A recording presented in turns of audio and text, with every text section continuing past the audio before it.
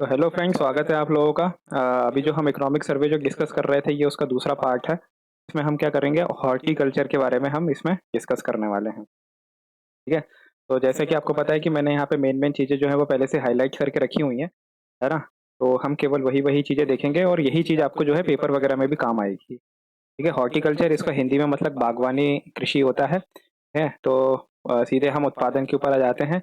तो मध्य प्रदेश की अगर बागवानी देखेंगे, प्रमुख बागवानी में क्या क्या है, हमारे यहाँ फल आते हैं और सब्जियाँ आती हैं। ठीक है। इनके बारे में अपन पहले ही डिस्कस कर चुके हैं कि सब्जियों में अगर आप देखोगे तो कितना 224 लाख मीट्रिक टन का उत्पादन हुआ था, है ना। इतना ही लगभग 50 के आसपास जो है, 50 या 90 के आसपास हमारा ये फलों का उत्पादन हुआ था। तो यही सारी चीज़ें अभी हम फिर से देखेंगे। तो क्या देख लिया आपने? फल और सब्जी जो है हमारे यहाँ प्रमुख प्रमुख क्या है, बागवानी कृषि में यूज होती है। Primary fruits grown in Madhya Pradesh, यानी कि प्राथमिक तौर पे मध्य प्रदेश में कौन कौन से फलों का उत्पादन होता है। अमरूद का होता है, आम का होता है, केला का होता है और संतरों का होता है। और यही जो है अगर आप देखोगे भी ना, तो इन्हीं को है ना हमारे यहाँ वन डिस्ट्रिक्ट वन प्रोजेक्ट में भी यूज किया गया है। वन डिस्ट्रिक्ट वन प्रोजेक्ट में भी इन्हीं को रखा गया है। जैसे आम का अगर आप देखोगे तो आम अमरूद श्योपुर में है।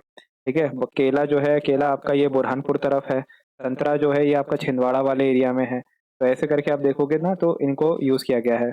आम कहीं का मेरे ख्याल से है नहीं, बांस है, बांस। तो बांस रीवा में यूज हो रहा है, बांस हरदा में, रीवा में और देवास में, 3 जगह है। प्रोडक्शन ऑफ स्पाइसेस, स्पाइसेस यानी कि मसाले होते हैं। तो मसालों का उत्पादन अगर आप देखोगे तो कितना हुआ है, हमारा 50.90 लाख मीट्रिक टन का हुआ है हमारे यहाँ उत्पादन। ठीक है। तो ये जो है हमारा जो पहला लेक्चर हुआ था, उसमें भी हमने ये सारी चीजें डिस्कस की हुई थी, क्योंकि उन्होंने यहाँ पे उसको समरी टाइप में पहले से ही देके रखा हुआ था। प्रमुख जो मसाले एमपी में जो प्रोड्यूस होते हैं वो कौन से हैं? लाल मिर्च होता है, गार्लिक होता है, कोरिएंडर होता है, जिंजर होता है, जायफल है ये। लाल मिर्च हो गया, ये आपका गार्लिक हो गया, यानी कि गार्लिक आपका वो लहसुन हो गया, जायफल हो गया, और ये क्या बोलते हैं, ये है आपका अदरक। कोरिएंडर, सॉरी, जायफल नहीं होता है, वो तो नक्शल होता है। कोरिएंडर, एक मिनट, या एक मिनट, तो मैं थोड़ा देख लेता हूँ क्या होता है ये। धनिया होता है, सॉरी। कोरिएंडर जो होता है ना वो धनिया होता है ना।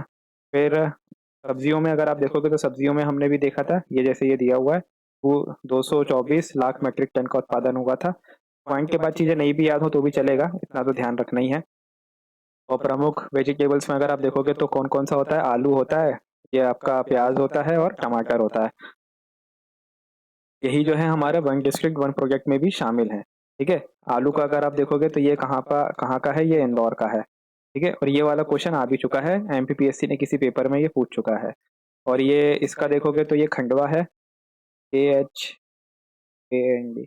अब ये जो खंडवा है ना, मैंने तो इसको ऐसे याद किया था कि जैसे आप प्याज है, प्याज को जब काटते हो ना तो उसकी लेयर पे लेयर निकलती रहती है, उसके अलग अलग खंड निकलते रहते हैं, तो इसलिए मैंने उसको ऐसे याद कर लिया था। टमाटर है, तो टमाटर मेरे ख्याल से ये सतना का है। ठीक है। ये वाला मेरे को कंफर्म नहीं है, मगर जहां तक है सतना ही होना चाहिए, क्योंकि टमाटर सॉस से हमने ऐसा कुछ मैंने याद किया था इसको। तो ये खंडवा हो गया, ये इंदौर हो गया। और मेन कौन कौन से हो गए आपके? आलू हो गया, प्याज हो गया और टमाटर हो गया। प्रोडक्शन में किसमें, वेजिटेबल में कितना हुआ है हमारा? 224 लाख मीट्रिक टन का हुआ है। ठीक है। फिर ये उन्होंने दिया भी है अलग अलग, आलू का कितना है, तो ये सब इतना इंपॉर्टेंट नहीं है। एरिया, क्षेत्र और उत्पादन प्रमुख फलों का। ठीक है। तो हाँ हाँ, एरिया वगैरह तो हम इतना ध्यान नहीं देते, हम केवल प्रोडक्शन पे देखते हैं। तो प्रोडक्शन फलों का कितना है? 90.19। ठीक है। यहाँ पे मैंने 50 लिख दिया था, ये 50 नहीं है, ये 90 है। 50 किसका है? मसालों का है। ठीक है। ये 50 मसालों का है, 90 किसका है? 90 फलों का है। तो फलों में भी अगर आप देखोगे तो केला हो गया, आम हो गया और संतरा हो गया, ये प्रमुख है हमारे यहाँ केले के उत्पादन में। और केला और कुल फलों का उत्पादन कितना है हमारा? 90.19 लाख मीट्रिक टन। ठीक है। तो आपको इतना कुछ ध्यान नहीं रखना है, बस मेंस वगैरह में जैसे पेपर में आ जाए ना, तो बस ये उत्पादन वगैरह थोड़ा मोटा मोटा आपको पता होना चाहिए। Area and production of major flower, फूलों की खेती में अगर आप देखें तो मैरीगोल्ड, मैरीगोल्ड जो पौधा होता है ना वो गेंदा है। जो गेंदे का फूल होता है ना, ये उसकी बात हो रही है, गेंदे के फूल की। तो गेंदे के फूल का जो उत्पादन है और इसका जो एरिया है वो लगातार बढ़ा है, और इसने जो जो गुलाब का उत्पादन होता है उसको भी पीछे छोड़ दिया है। इसी के साथ साथ हम जो है कुछ चिकित्सीय पौधों का भी उत्पादन का भी होता है, जिसमें इसबगोल, ये जो आपका व्हाइट कलर का होता है, ये इसबगोल और दूध के साथ खाते हैं ताकि हमारा जो पाचन है वो सही हो सके। और WH है ये, H, ठीक है। और ये मेनली क्या होता है कि दूध के साथ पानी के साथ मिला करके इसको पीते हैं, ठीक है। तो इसको हिंदी में भी इसबगोली बोलते हैं। फिर अश्वगंधा और व्हाइट सफेद मूसली, तो इनका आप ज़्यादा हमारे यहाँ उत्पादन होता है। तो हॉर्टिकल्चर में जैसे अगर आ जाएगा तो तीन, जैसे मेंस में अगर लिखने के लिए आता है तो तीन चीज़ें आपको देखनी पड़ेगी। एक कौन सा होता है हमारा फल, ठीक है। दूसरा कौन सा है हमारा फूल। तीसरा क्या है हमारा सब्जी, ठीक है। फिर चौथा क्या है हमारा, ये चिकित्सीय पौधे।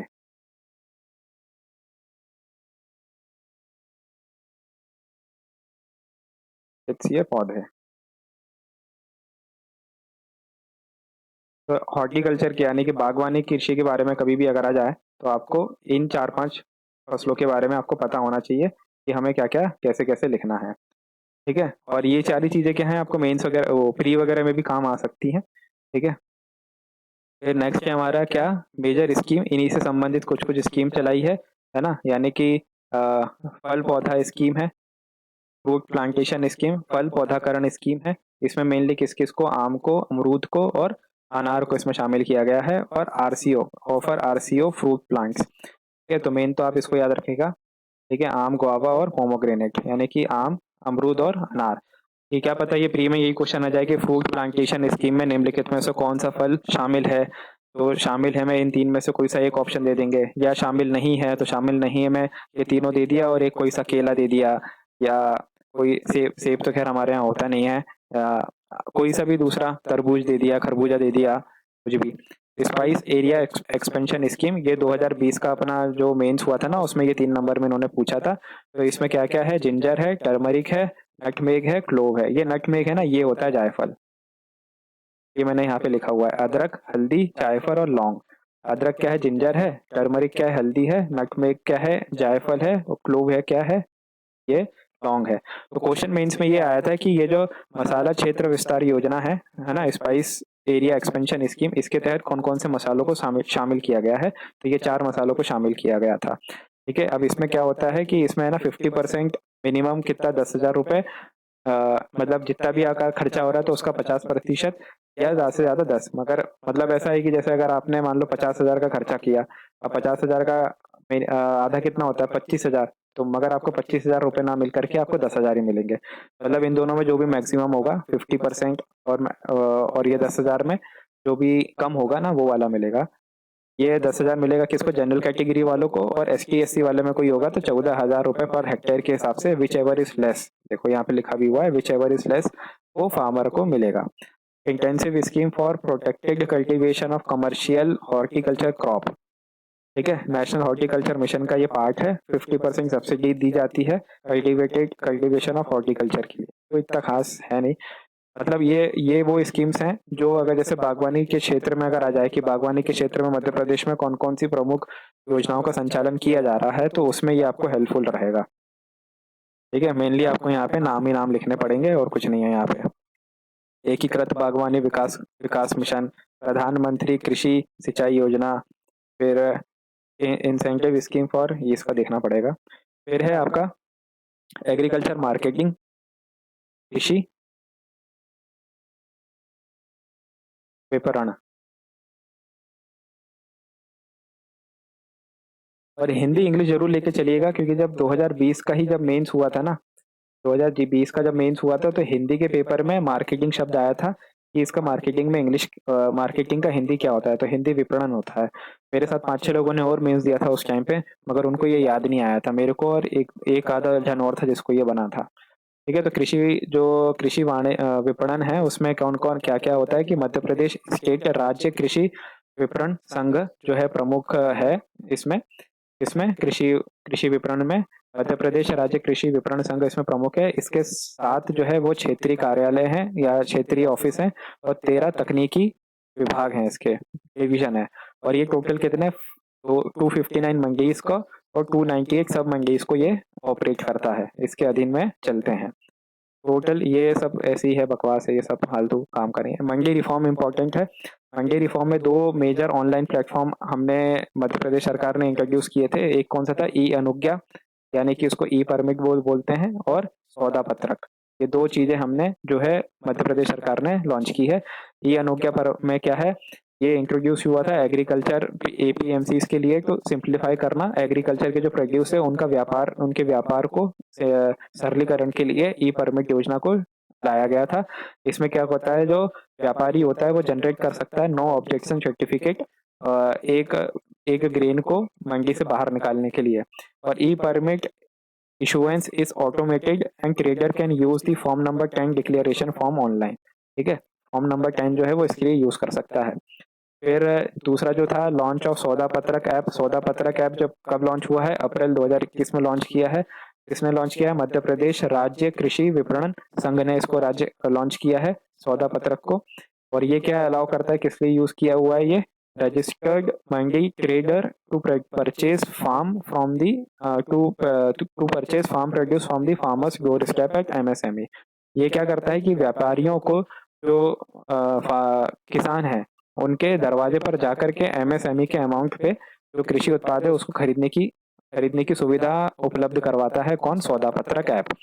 फिर ये जो हमारा ऐप है ये बहुत अच्छा, मतलब ये सौदा पत्रक जो योजना थी ये बहुत अच्छी चली, तो इसी की सक्सेस को देखते हुए सौदा पत्रक ऐप को लॉन्च किया, कब किया, जून 2021 में। ठीक है, ये सौदा पत्रक जो है ना, ये सौदा पत्रक ऐप नहीं, योजना जो है वो अप्रैल 2021 में आई थी, और जो इसका ऐप है ये लॉन्च हुआ है जून 2021 में। ठीक है, फिर सौदा पत्रक बाद में और इसको अपग्रेड करके सौदा पत्रक 1.0 जो है वो लॉन्च किया गया, और इसी के अधीन में MP farm gate app version 2.0 भी लॉन्च किया गया है। ठीक है, was launched as a pilot in 8 mandis, 8 mandis में से शुरू किया गया है। और उज्जैन मंडी में भी इसको अलग से कुछ कुछ फैसिलिटीज हैं। उज्जैन मंडी जो है वो क्या करती है, वो अलाउ करती है फार्मर को कि उनके जो प्रोडक्ट हैं वो बिक्री के लिए डिस्प्ले करें, और trader to sell at the price decided by them. और मतलब ये क्या करता है कि ये सौदा पत्रक 1.0 जो है, मतलब ये जहाँ पे ये फार्म गेट ऐप जो वर्जन 2.0 लॉन्च किया गया है, ये क्या बता रहा है कि इस ऐप के माध्यम से जो फार्मर होते हैं ये अपने प्रोड्यूस को सेल बिक्री के लिए ये लोग बाहर रखते हैं, और ये खुद ट्रेडर्स को भी चूज कर सकते हैं कि ये किसको बेचना चाहेंगे। ठीक है, ये दिया हुआ है। स्टोरेज फैसिलिटी यानी कि भंडारण सुविधा, तो मध्य प्रदेश में जो है warehouse and logistic corporation है ना, वेयर हाउस को तो वेयर हाउस ही बोलते हैं, लॉजिस्टिक कॉर्पोरेशन यानी कि परिवहन संघ, मध्य प्रदेश वेयर हाउस एवं परिवहन संघ, इसकी कितनी ब्रांचेस है, 293 ब्रांचेस है टोटल।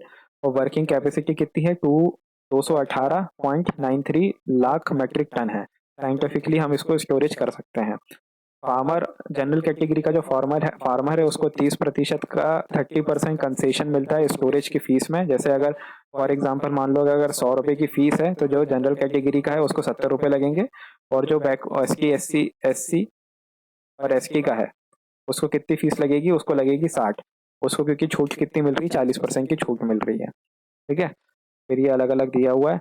और इसमें हाईलाइट जो है वो अलग से ये है कि अगर मान लो कोई सोयाबीन प्रोड्यूस करता है, और मतलब सोयाबीन अगर वो वेयर हाउस में 200 क्विंटल से ज़्यादा स्टोरेज करता है, तो जो उसको 25% का कंसेशन मिलेगा, और कोई दूसरा सोयाबीन के अलावा अगर कुछ होएगा तो 15% का कंसेशन मिलेगा।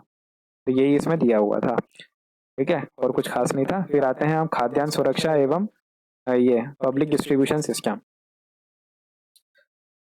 इसमें क्या है कि इंडिया का एग्रीकल्चर इंडस्ट्री है, जो एग्रीकल्चर इंडस्ट्री की अगर बात करें तो वो एनुअल फेस में किस उस पे बड़ा है, 4.6% से बड़ा हुआ है। ठीक है, अब जैसे कि आपको पता है कि भारत सरकार जो है वो 81 लाख नहीं 81 करोड़ लोगों को जो है खाद्यान्न सुरक्षा के माध्यम से जोड़ा गया है। ठीक है, इन 81 करोड़ में से मध्य प्रदेश के कितने लोग हैं, 5 करोड़ 18 लाख एलिजिबल हैं। ठीक है, इसको ये वाला अमाउंट जो है ये फैक्ट जो है याद रखिएगा। बस उसमें बाकी तो और कुछ नहीं, ये फोर्टिफिकेशन ऑफ राइस है, एलोकेशन एंड डिस्ट्रीब्यूशन, बाकी तो। फिर मिल्क प्रोडक्शन पे आते हैं हम, लाइव स्टॉक आ गया, ये रहा, पशुपालन एवं डेयरी डेवलपमेंट, पशुपालन एवं डेयरी विकास। तो डेयरी विकास में अगर आप एक एक मिनट, मैं थोड़ा ऊपर करके आपको कुछ दिखाना चाह रहा था। जस्ट अ मिनट, बस आ ही गया है। ये सब क्या है, ये हम पहले वाले लेक्चर में जो है डिस्कस कर चुके हैं, इसलिए मैं इसको जल्दी जल्दी निकाल दे रहा हूँ,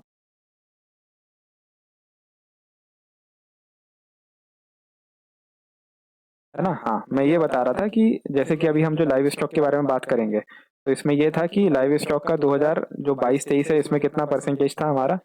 इसमें आप देखोगे तो 5.93 का है ना।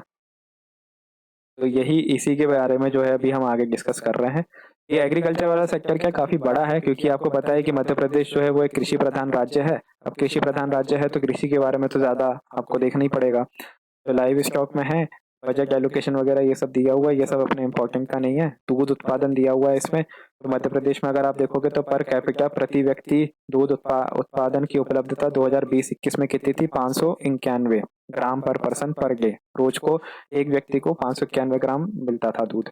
और इस दूध में अगर आप देखो तो सबसे ज्यादा कहाँ से उत्पादन हो रहा है, बफेलो से। भैंस का दूध हमारे यहाँ मध्य प्रदेश में सबसे ज्यादा उपलब्ध है, ठीक है। और लाइव स्टॉक में अगर आप देखोगे तो कितना था, 5.93। ठीक है, इसको जरूर याद रखिएगा।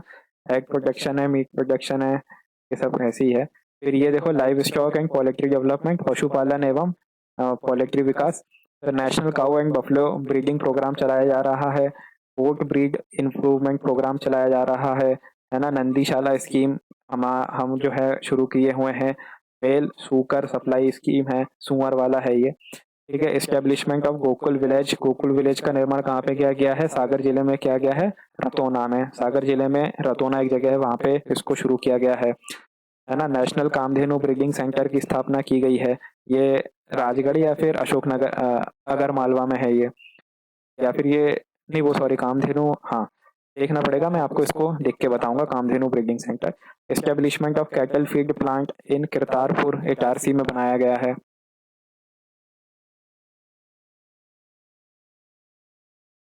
ना। फिर क्या है, establishment of dairy state in Jabalpur. Dairy state का निर्माण कहाँ पे किया गया है, जबलपुर में किया गया है। और पोल्ट्री स्टेट कहाँ पर है, धार में है। फिर लिक्विड नाइट्रोजन प्लांट अगर आप देखोगे तो लिक्विड नाइट्रोजन प्लांट एक जो है हमारा सागर में भी लगा हुआ है। Liquid nitrogen plant has been establishment in Sagar under Bundelkhand special package. और एक लिक्विड नाइट्रोजन प्लांट है setup in veterinary complex Indore. Veterinary complex में अगर आप देखोगे तो इंदौर में लगा है, और वैसे अगर आप देखोगे तो सागर में है। और सेंट्रल सीमेंट स्टोरेज अगर आप देखोगे, है ना, केंद्रीय वीर्य भंडारण ऐसे सुविधा कहाँ कहाँ पे है, भोपाल में है, ग्वालियर में है ना। फिर बस इतना ही था इसमें तो।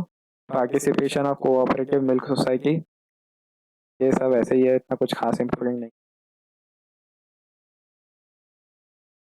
ये नील क्रांति दी हुई है, प्रधानमंत्री मत्स्य संपदा योजना, है ना। तो अभी के लिए इतना ही है। नेक्स्ट लेक्चर में जो है हम रूरल डेवलपमेंट के ऊपर बात करेंगे, ठीक है।